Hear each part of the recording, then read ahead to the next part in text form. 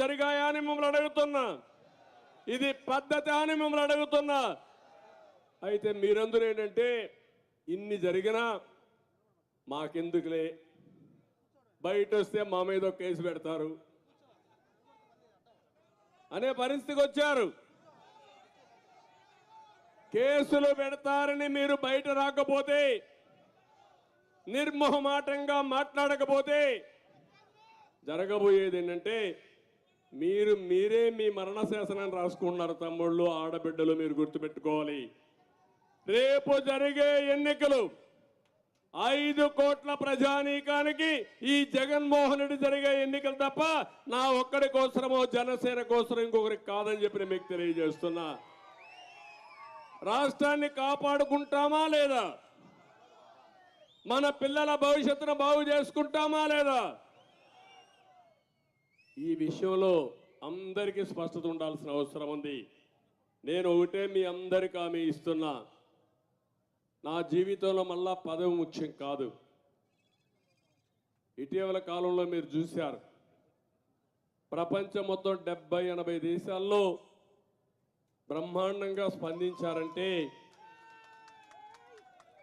ఇది నేను ఎప్పుడు మర్చిపోలేని సంఘటనలు. అందుకే నేను ఒకటే చెప్తున్నా, నాకు ఒక ఆలోచన ఉంది.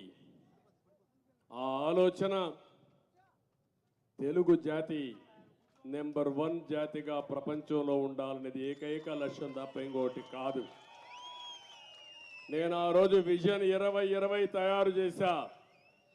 ఈరోజు మీరు హైదరాబాద్ పోయి చూడండి. ఈరోజు హైదరాబాద్లో చూస్తే ఆ రోజు నేను ఏదైతే ఆశించానో అవన్నీ జరిగాయి. ఆ రోజు ఒక మాట చెప్పాను, మీ పిల్లల్ని బాగా చదివించండి, మీ జీవితాల్లో వెలుగు తీసుకొస్తారు, మీ కుటుంబానికి పేరు తీసుకొస్తారని చెప్పాను.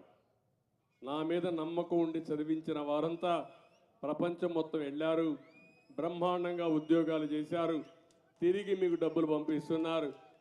మీరు కూడా గర్వపడే విధంగా చేశారు.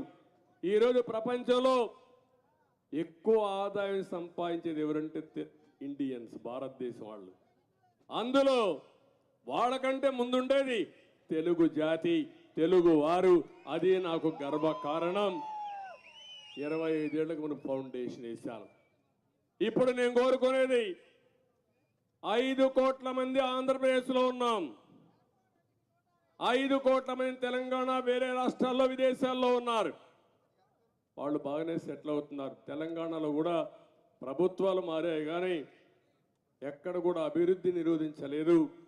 ఆ రోజు నేను చూపించిన దారి ఏదైతే ఫౌండేషన్ వేసామో దాన్ని కొనసాగించే పరిస్థితికి వచ్చారు. దానికి గర్వపడుతున్నా.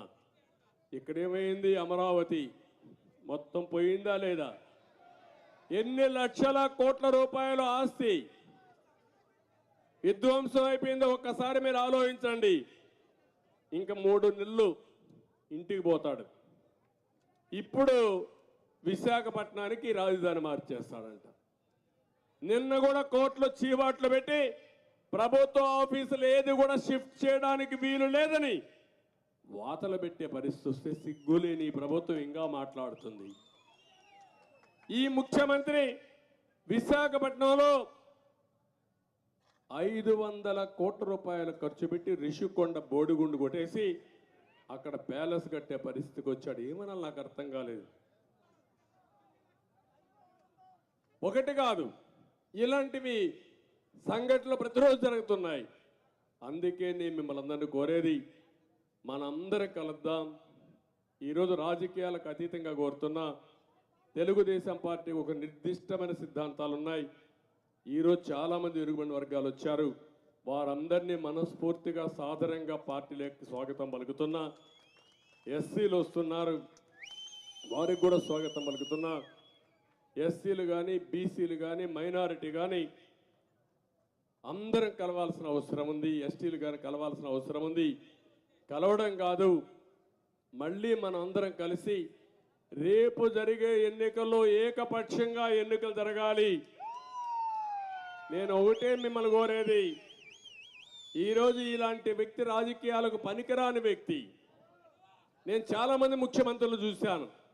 40 సంవత్సరాల్లో 10-12 మంది ముఖ్యమంత్రులు చూశాను. అందరికంటే ఎక్కువ సమయం నేనే ముఖ్యమంత్రిగా ఉన్న తెలుగు జాతిలో. అది కూడా గర్వకారణం నాకు.